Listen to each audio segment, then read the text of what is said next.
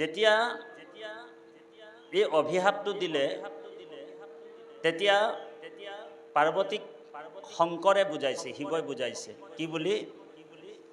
এই ৰাম শংকৰ বদতি গৌৰী দেখি প্ৰত্যেক হৰি ভকতৰ আজি মহিমা সমক্য।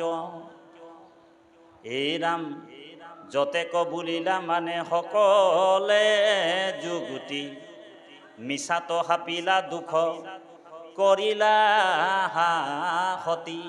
সতীক বুজাইছে যে তুমি মিছাই বিষ্ণু ভকতক মানে শাপ দিলা। বিষ্ণুত ভকত যিটো হুৱই শুধ হেব, কিঞ্চিতে কুমন্দ দেখিবা কন পাৰয়। বিষ্ণুৰ যিজন ভকত তেওঁ কিঞ্চিতো মন্দ কৰ্ম দেখিব নোৱাৰে দেৱা। তাৰপিছত কৈছে হৌক ইন্দ্ৰ চন্দ্ৰ ব্ৰহ্মা কাকো নাই ডৰ, দুখ দেখি তেতিখনে বোলে যথোত্তৰ। তাৰপিছত কৈছে যে হিংসায়ে নুবলয় কেও নুবোলাব ৰাগে, এতেকেহে ভকতক তই তখিবে নালাগে। সেইকাৰণে ভকতক তুমি কেতিয়াও অভিশাপ দিব নালাগে। বিষ্ণু ভকতক তুমি কেতিয়াও অভিশাপ নিদিবা বুলি ক'লে দেই। তাৰপিছত কৈছে কৃষ্ণহে ঈশ্বৰ দেৱতাৰো আদি দেৱ, তাহান চৰণ নিস্তে কৰে যিটো হেব, তাৰকাক ভয় আছে ইতিনি জগতে। তাৰপিছত কৈছে এই যে কৃষ্ণৰ ভকত এই তিনি জগতক কাকো ভয় নকৰে, মানে ভগৱানৰ যিজন ভকত হয় সি কাকো ভয় নকৰে বুলি কৈছে। আৰু কৈছে তাৰকাক ভয় আছে ইতিনি জগতে, মহাকালো ভয়ে পলাই যাহাৰ নামতে।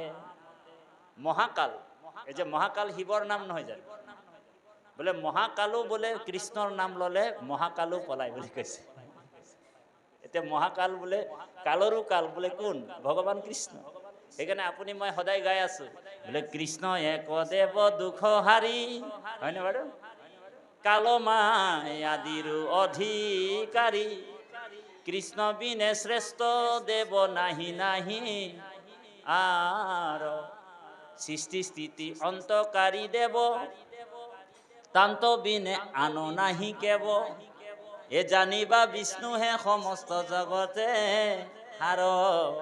সেইকাৰণে পাৰ্বতীক বুজাইছে কি বুলি কৈছে যে স্বৰ্গ নৰকত যিটো পৰম মুকুতি, তিনি একে তুল্য যাৰ হৰিত ভকতি। হৰি ভকতৰ মতে তেওঁ স্বৰ্গত জন্ম হওক চাহে নৰকত জন্ম হওক, চাহে ভগৱান তাক বৈকুণ্ঠত দিয়ক চাহে ভগৱান তাক বৈকুণ্ঠ নিদিয়ক, তাত কোনো আপত্তি ভগৱানক নকৰে। যিজন হৰি ভকত হয় জৈতে তৈতে গয়া জন্ম লভু, আপোন কৰ্মৰ গতি তৈতে তৈতে তোমাৰ চৰণে থাকুক দৃঢ় ভকত। হৰি ভকতৰ লক্ষণ সেইটো। এতিয়া আপোনালোকক আমাক আপুনি মই ভকতি কৰিছোঁ, এইটো কেতিয়াও ইচ্ছা কৰি ভকতি কৰিব নালাগে যে ভগৱানে আমাক বৈকুণ্ঠত ৰাখিব, হয়নে বাৰু? ভগৱানে আমাক স্বৰ্গ দিব। এই যিটো কামনা কৰি, এই যিটো কামনা বান্ধি হৃদয়ত যদি ভকতি কৰা হয় সেইটোক ভকতি বুলি নকয়, সেইটো পিখাচিনী ভকতি বুলি কয়। বুজি পাইছেনে? ইয়াত তাত্ত্বিক দৰ্শন সোমাই আছে। সেইকাৰণে মহাপুৰুষ মাধৱদেৱে ঘোষাত লিখিছে মুক্তি তু নিস্পৃহা যিটো হেহি ভকতক নমো, ৰসময় মাগুহু ভকতি, হয়নে বাৰু? মুক্তি তু নিস্পৃহা, তাৰমানে যিজন মুক্তিকো ইচ্ছা নকৰে সেইজন ভকতকে প্ৰথম নমস্কাৰ কৰিছে কোন? জগতগুৰু শ্ৰীমন্ত শংকৰদেৱৰ প্ৰপন্ন শিষ্য মহাপুৰুষ মাধৱদেৱ। সেইকাৰণে ইয়াতে কৈছে মহাদেৱে বুজাইছে সতীক কি বুলি যে নৰকত মুখ্য, এ ৰাম নৰকত মুখ্য সুখ কৃষ্ণ নাম শুনে, হে ৰাম স্বৰ্গতো নৰক দূৰ ভকতি বিহীনে। বোলে নৰকতো যদি তেওঁ ভগৱানৰ নাম শুনে তাতে তেওঁ আনন্দত থাকে। আৰু যদি বোলে স্বৰ্গতো যদি ঈশ্বৰৰ নাম নাথাকে, ব্ৰহ্মলোকত যদি ভগৱন্তৰ ভকতি নাথাকে, তেনেহ'লে তাত তেওঁ আনন্দত নাথাকে। এইটোক কি বুলি কৈছে? এইটো সৰ্পৰ আলয় বুলি কৈছে, য'ত ভগৱানৰ নাম নাই, হয়নে বাৰু? বোলে ব্ৰহ্মলোকতো যদি ঈশ্বৰৰ নাম নাই, তেনেহ'লে সেইটো বোলে কি? সৰ্পৰ আলয় বুলি কৈছে, হয়নে বাৰু? তাৰপিছত কি কৈছে? বৰ সুন্দৰ দৰ্শন। ইয়ে যাবে দেহা জীবে তাপে সুখ দুখ পাই, তাবে জন্ম মৃত্যু তাবে দেখো খাপ বৰ, যাবত নুহিকে লোক শৰীৰ কিংকৰ, বাসুদেৱ কৃষ্ণ তভ কটি নিষ্ঠা যাৰ, কুটি সাপতু ভয় নুপুজয় তাৰ, আগতে দেখিলো মই কি কইব মহিমা। চিত্ৰকেতুক মানে এই বিদ্যাসুৰক যেতিয়া অভিশাপ দিলে দেৱী পাৰ্বতীয়ে, তই বিদ্যাসুৰ হৈ জন্ম হবি, অসুৰ যোনিত তই যাবি, যিহেতু তোমাৰ স্বভাৱ অসুৰ। কিন্তু অসুৰ যোনিতো থাকি তেওঁ ঈশ্বৰৰ নাম লৈছিল, হয়নে বাৰু? বিদ্যাসুৰৰ কাহিনীটো আপোনালোক জানে, ষষ্ঠ স্কন্ধত আছে ধুনীয়াকৈ। এই যে শিৱই বুজাই দিছে যে হৰিৰ ভকতজনে স্বৰ্গ সুখ কামনা নকৰে, বৈকুণ্ঠৰো কামনা নকৰে, তেওঁ ভগৱানৰ ভক্তিটোহে কামনা কৰে। তাৰপিছত কৈছে বৰ সুন্দৰ দৰ্শন। আগতে দেখিলা মই কি কইব মহিমা, বিষ্ণু ভকতে হে সমস্তকে কৰে ক্ষমা। এতিয়া সেইকাৰণে উদ্ধৱকো কৈছে যে ভকতৰ এটা ভূষণ বুলি কৈছে। ভকতৰ এটা ভূষণ, ভূষণ মানে কাপোৰ যেনেকৈ আমি পিন্ধি আছোঁ, অলংকাৰ যেনেকৈ মানুহে লয়, ঠিক ভকতৰ ক্ষমাহে ভূষণ বুলি কৈছে।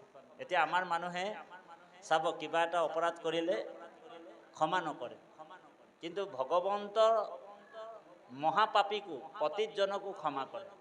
ভকতৰ কিছু গুণ মানে ভগৱানৰ কিছু গুণ ভকতৰ ওচৰত থাকিব লাগে, হয়নে বাৰু?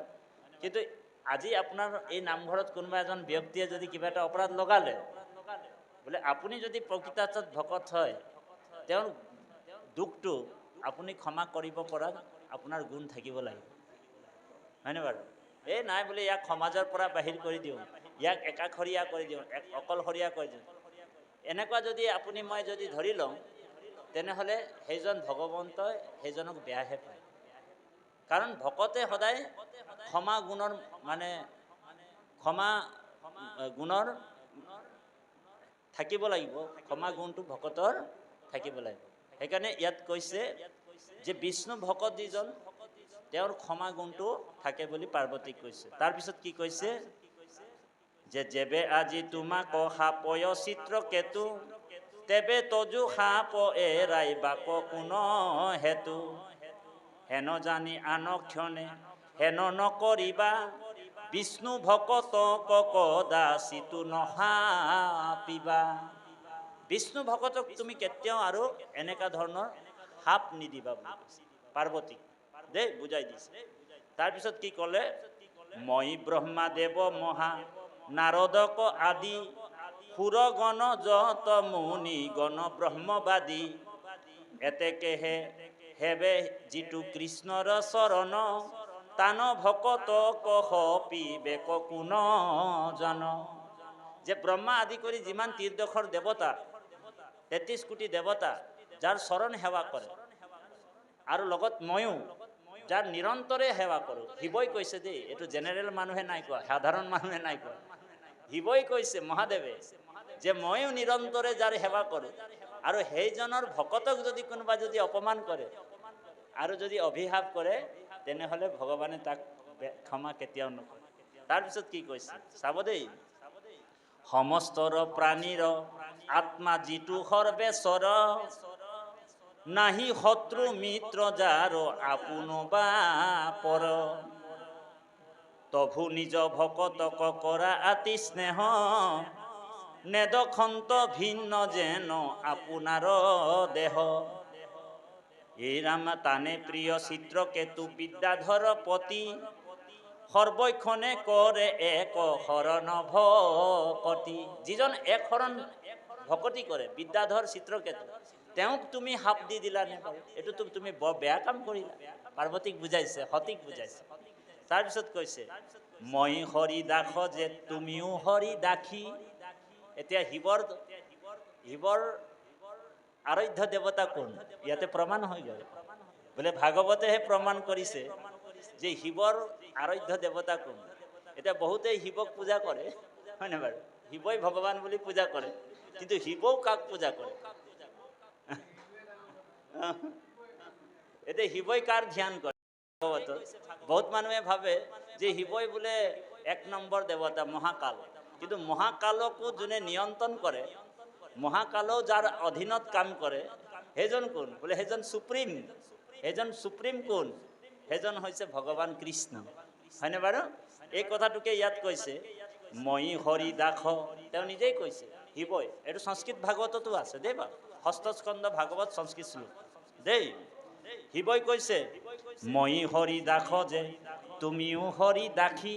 হৰিৰ দাসী তুমিও দেই। আমাত কৃষ্ণ ক দুখ উপজিল আখি। তুমি যে অভিশাপ দিলা তাৰ ফলটো ময়ো পাব লাগিব, গতিকে এটা কাম কৰিব লাগিব। বোলে কি কাম? এতিয়া কব আমি দুয়ো মিলি কৰো হৰিত ভকতি। আমি দুইজন মিলি কিনি হৰিৰ ভক্তি কৰিব লাগিব। এই দুখটোৰ পৰা এৰাবলৈ হলে কি কৰিব লাগিব? হেন শুনি ৰংগ মন ভৈলন্ত পাৰ্বতী। যেতিয়া এই কথাটো শিৱই কৈ দিলে, পাৰ্বতী আনন্দত মানে আলপুত হৈ গ'ল, আনন্দ পাই গ'ল যে হয় মোৰ ভুল হ'ল। তাৰপিছত কৈছে দণ্ডবতে তহিতে পৰিয়া হৰ গৌৰী। কৃষ্ণক কৰিলা স্তুতি নমস্কাৰ কৰি। কৃষ্ণক স্তুতি কৰিছে, প্ৰাৰ্থনা কৰিছে। বোলে এনেকুৱা কৰি নহয়, এনেকুৱা আঁঠু গাড়ী কিনি নহয়, বোলে দণ্ডবতে দুইজনে পৰি গ'ল। বোলে শিৱও পৰি গ'ল আৰু পাৰ্বতীও দণ্ডবতে পৰিলে। দণ্ডবত মানে কি? দণ্ড মানে লাঠি। লাঠিটো যেনেকৈ ধাৰামকৈ এনেকৈ পেলাই দিলে ধাৰামকৈ পৰি যায়, হয়নে বাৰু? ঠিক এই বডিটো, দেহাটোকে কি কৰিলে? দণ্ডবতে ঈশ্বৰৰ ওচৰত সমৰ্পণ কৰিলে। এইটো অষ্টাংগ সেৱা বুলি কয় দেৱা। এই সেৱাটো কোনে কৰিছে? পাৰ্বতী আৰু শিৱই। কাক কৰিছে? ভগৱান কৃষ্ণ। এয়া ইয়াত কৈছে যে দণ্ডবতে তহিতে পৰিয়া হৰ গৌৰী। কৃষ্ণক কৰিলা স্তুতি নমস্কাৰ কৰি। কৰিলোহু অপৰাধ। শিৱই প্ৰাৰ্থনা মানে অপৰাধৰ ক্ষমা প্ৰাৰ্থনা বিচাৰিছে। কৰিলোহু অপৰাধ ক্ষমিও মুৰাৰী। নমো নমো ভকত বৎসল ভয় হাৰি। এতিয়া বহুত মানুহে শিৱ পূজা কৰে, আমিতো মানা কৰিব নালাগে, শিৱও ভগৱানেই হয়। কাৰণ ভগৱানৰ 6টা গুণৰ ভিতৰত 4-5টা গুণ শিৱৰ ওচৰতো আছে, বুজি পাইছেনে? এতিয়া শিৱক মানে কোনোবা যদি কিবা এটা বিচাৰে, শিৱৰ ওচৰত 5টা গুণ আছে দেই বাপ আইসকল। শিৱৰ ওচৰত কেইটা গুণ আছে? 5টা গুণ আছে। ঐশ্বৰ্য, বিভূতি, যশ, মান আৰু কীৰ্তি। এই 5টা গুণ থকাৰ কাৰণে তেওঁকো ভগৱান বুলি কয়। আৰু সেইকাৰণে আজি এই পৃথিৱীত 95% মানুহে শিৱ পূজা কৰে। মনত ৰাখিব কথা।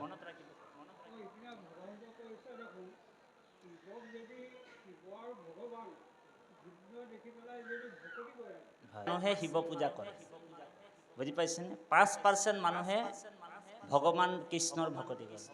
এতিয়া 95% মানুহ কিয় শিৱক পূজা কৰে?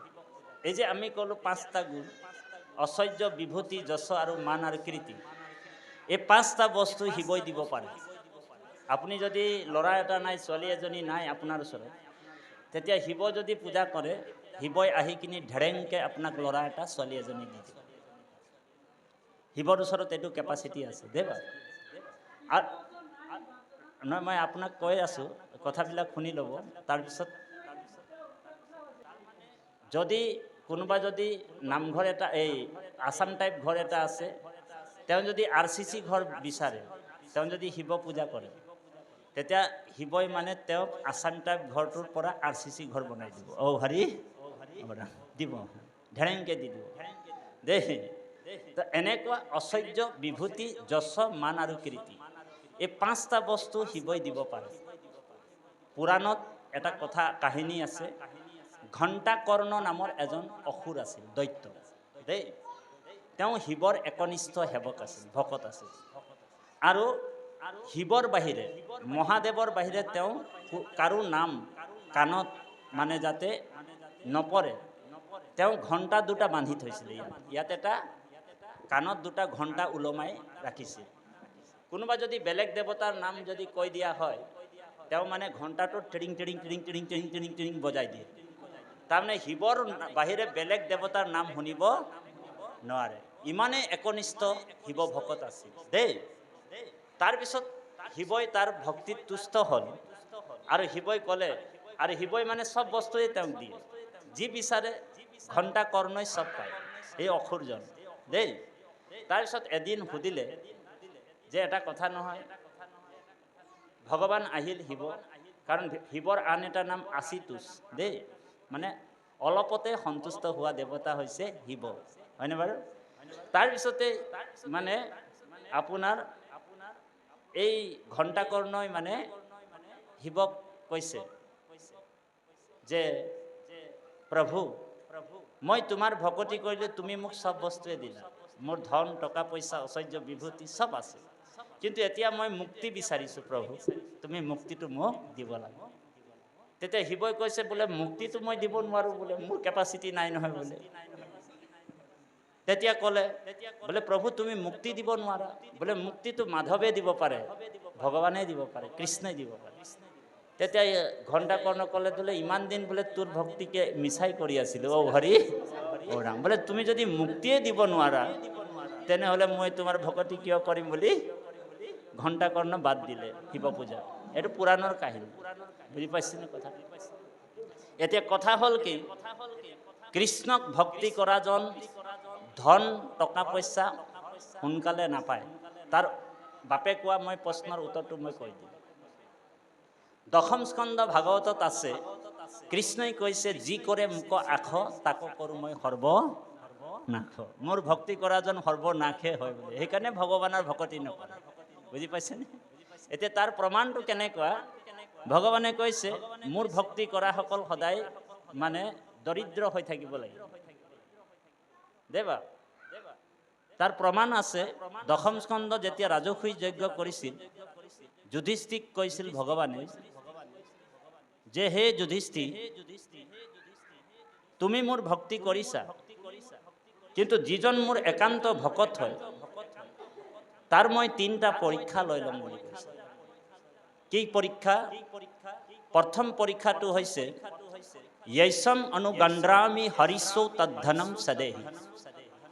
প্ৰথম পৰীক্ষাটো হৈছে যি মোক সেৱা কৰে, যি মোৰ একান্ত ভক্তি কৰে, প্ৰথমে মই তাৰ কামনা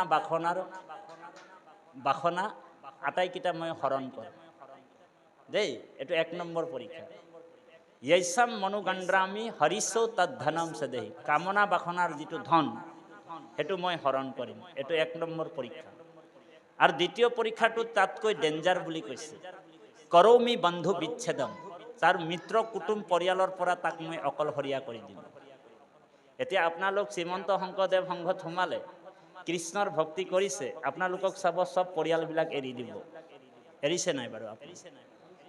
হা, এইটো দ্বিতীয় পৰীক্ষা দেই বাপা।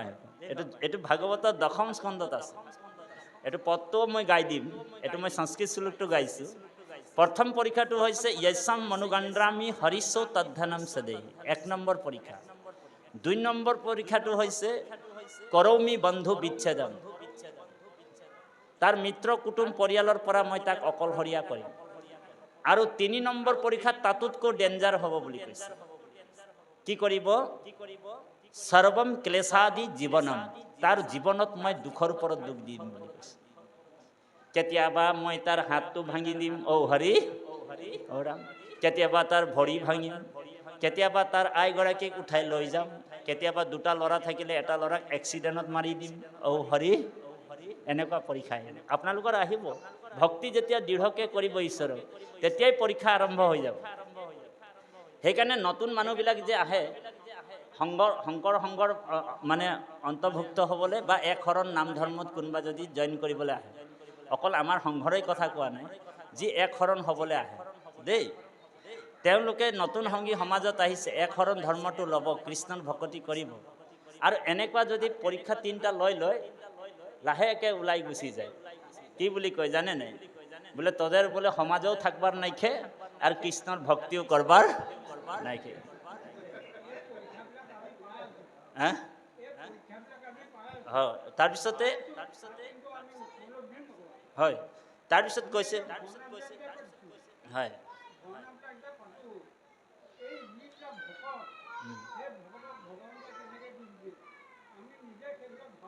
কৃষ্ণ অকণমান এইফালে কৈছে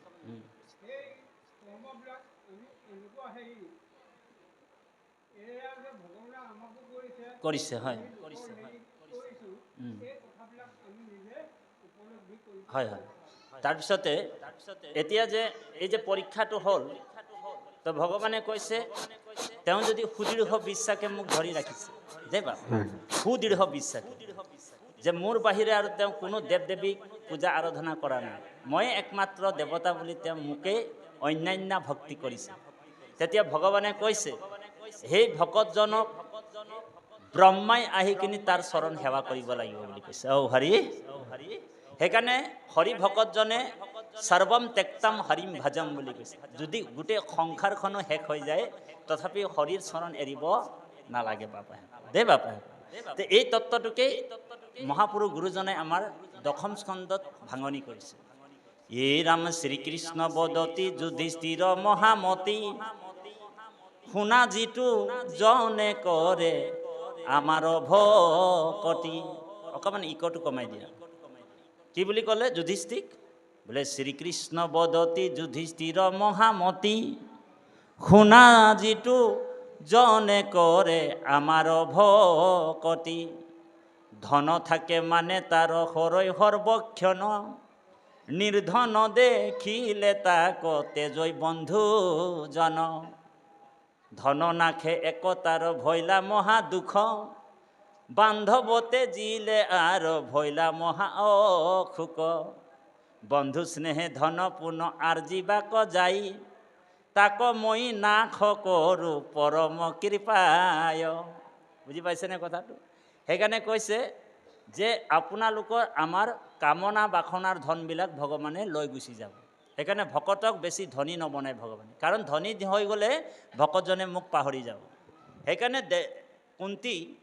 কুন্তী ভগৱানক যেতিয়া লাভ কৰিলে, কুন্তীক যেতিয়া দৰ্শন পালে, কুন্তীয়ে যেতিয়া ঈশ্বৰ বুলি জানিলে দেৱ যদুপতিক, আৰু কুন্তীক যেতিয়া ভগৱানে বৰ দিব বিচাৰিছে, তেতিয়া কুন্তীয়ে বৰ কি ল'ব বিচাৰিছে?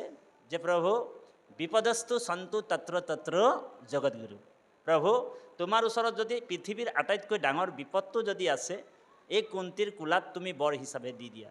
বোলে কিয়? বোলে পেহী তোমাৰ পেট ভৰা নাই নেকি? বোলে প্ৰভু শ্ৰী ভৈলে ভুলৈ মন কৰৈ নানা কাম, হয়নে? বোলে সম্পদতো নোৱাৰো লৈ বা কত নাম, বোলে শ্ৰী ভৈলে, বোলে যেতিয়াই মোৰ ধন আহি যাব, টকা আহি যাব, তোমাক মই পাহৰি যাম প্ৰভু। সেইকাৰণে 95% মানুহে ভগৱান কৃষ্ণৰ ভকতি নকৰে, কাৰণ আজিকালি মানুহবিলাক কামনা বাসনা বেছি। সেইকাৰণে কামনা বাসনাৰ কাৰণে মানুহবিলাকে মানে শ্মশানত গৈও পূজা কৰে। ইমান কামনা বাসনা বৃদ্ধি হৈ গ'ল, অকল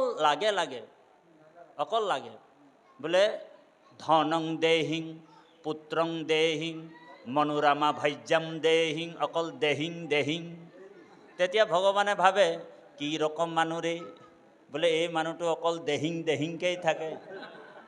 ইয়াত আজি আপুনি মই 10 টকা এটা দিছোঁ অৰিহণা, 10,000 মানে 10 টকা দি কিনি 10,000 টকা বিচাৰি থাকোঁ ভগৱানে।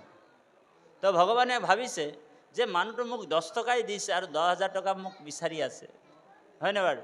ভগৱানেতো বেয়া নাপায়, দিয়াটো দিবই ভগৱানে। আপোনাৰ কৈছোৱে ভগৱন্তৰ ওচৰত কৈছে, ভগৱানে নিজেই কৈছে, ভাগৱতত আছে, কামনা পূৰ্বতো যদি কৃষ্ণক ভজায়, কোনোবা যদি কামনা আছে, অকাম সৰ্বকাম মুখ্য কাম উদাৰধি, ত্ৰিবেণা ভক্তি যুগেন যজয়তে পুৰুষম পৰমম। আপোনাৰ কামনা আছে, নিষ্কাম ভাৱেও ভক্তি কৰক, কামনা পূৰ্বতো যদি ভক্তি কৰে ভগৱানে সকলো কৰ্ম আপোনাৰ কামনা পূৰ্ণ কৰিব। কিন্তু যেতিয়া সময় হ'ব তেতিয়াহে ভকতক কৃপা কৰে। আপোনাক পটৈকে পোনেই ভগৱানে নিদিয়ে। পোনেই যদি ভগৱানে দি দিব তেতিয়া ভগৱানক আপুনি মই পাহৰি যাব লাগিব। সেইকাৰণে ভকতৰ বেলেঞ্চটো মানে ৰক্ষা কৰিবৰ কাৰণে ভগৱানে ভকতক সদায় দুখ দিয়ে, বিপদ দিয়ে, যাতে বাৰে বাৰে সি মোক মনত পেলাই থাকক। বুজি পাইছেনে কথাটো? এতিয়া এই মহাদেৱে অষ্টাংগ সেৱা কৰিছে পাৰ্বতী সহিতে। কাক কৰিছে? ভগৱান কৃষ্ণক, হয়নে বাৰু? এতিয়া শিৱ পূজাৰীসকলতো এইটো কথা নামানিব। শিৱ পূজাৰী বোলে একদম খং উঠি যাব, বোলে কৃষ্ণই বোলে যজ্ঞ কৰিছিলে, কৃষ্ণই বোলে আমুক কৰিছিলে, আৰু বোলে তুমি কৈছা বোলে কৃষ্ণ অষ্টাংগ সেৱা কৰিছিলে। ভাগৱতত বিচাৰি লওক, ভাগৱতেতো পৰম সত্যই কৈছে। বোলে সংস্কৃত ভাগৱততো আপুনি চাই লওক। এতিয়া বহুত মানুহে এইটোতো শিৱ পূজাৰীবিলাকে মোৰ ওপৰত গৰম হৈ যায়, বোলে তাতিবা এইটো কি ৰকম মানুহ ৰে, ই বোলে শিৱকে অকল টাৰ্গেট কৰে। আৰে শিৱদ্ৰোহীয়ে হৈছে ভগৱানৰ দ্ৰোহী। মনত ৰাখিব কথাটো। শিৱ পৰম বৈষ্ণৱ হয়, ভগৱন্তৰ একান্ত ভকত শিৱ। ভগৱন্তৰ ইপিঠি সিপিঠিয়ে হৈছে শিৱ। ভগৱন্তই কৈছে মই ৰুদ্ৰৰূপে সংহাৰ কৰোঁ, মই ৰুদ্ৰ ময়ে হয় নে বাৰু? বোলে একাদশ ৰুদ্ৰ, এজন দুজন নহয়, 11টা ৰুদ্ৰ মই নিজেই হয় বুলি কৈছে। গীতাত কৈছে কৃষ্ণই অৰ্জুন, হয়নে বাৰু? আৰু দৈত্যৰ ভিতৰত মই প্ৰহ্লাদ হয় নে? দেৱঋষিৰ ভিতৰত মই নাৰদ হয়, আৰু গাণ্ডীৱধাৰীৰ ভিতৰত মই অৰ্জুন হয়। অৰ্জুন বেলেগ নহয়, বোলে মই অৰ্জুন বুলি কৈ দিলে অৰ্জুন কৈছে কি ৰকম মানুহ ৰে, বোলে তুমি কেনেকৈ অৰ্জুন? বোলে অৰ্জুন তুমি অৰ্জুন নহয়, বোলে মইহে অৰ্জুন। অৰ্জুনৰ ডাউট হৈ গ'ল, বোলে প্ৰভু তুমি কি কৈছা এইটো? মই অৰ্জুন বুলি কৈছা? বোলে হয়, মইহে অৰ্জুন। তুমি নৰ ৰূপত আছা আৰু মই নাৰায়ণ ৰূপত আছোঁ, পাৰ্থক্য সিমানে। বোলে পূৰ্বে যত শুয়া আছে শুইবে ক যতে ক পাছে, পূৰ্বাপৰ জানো ধনঞ্জয়, স্বৰূপ নজানি মোক মনুষ্য বোলয় লোক, কেহু বোলে দৈৱকী তনয়। কেৱল মোক দৈৱকী ল'ৰা বুলি ভাবে, হয়নে বাৰু?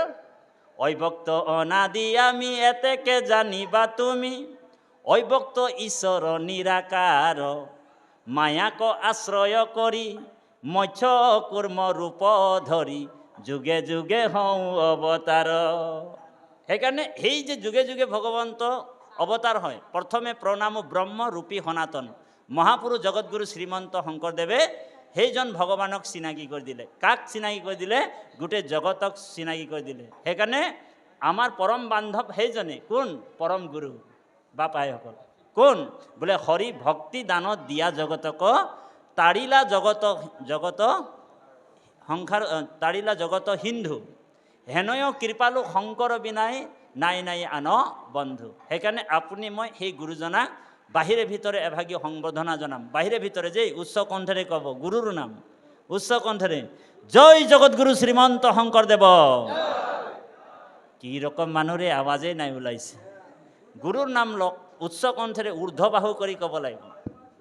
গুৰুৰ নাম ল'বলৈ হ'লে, কৃষ্ণৰ নাম ল'বলৈ হ'লে কেতিয়াও লাজ ভয় কৰিব নাপায় বাপাইসকল। বহুতে কাৰোবাক যদি ৰাস্তা ঘাটে পায়, আমাৰ এই বাপজনক পাওঁ, কৃষ্ণ বাপ বুলি ক'লে এনেকৈ কয়, চাবচোন। তো ভগৱানে কৈছে উদ্ধৱক যে হে উদ্ধৱ, এ প্ৰেম ভকতিৰ চিহ্ন শুনিও উদ্ধৱ, হৰি হৰি বোলন্তে লুতক যাৰ শ্ৰৱে। হৰি হৰি কোৱাৰ লগে লগে যাৰ চকু পানী আহে, বাষ্প বাৰী পৰিপূৰ্ণম লোচনম, যাৰ নিজে নিজে চকু পানী আহে দেই।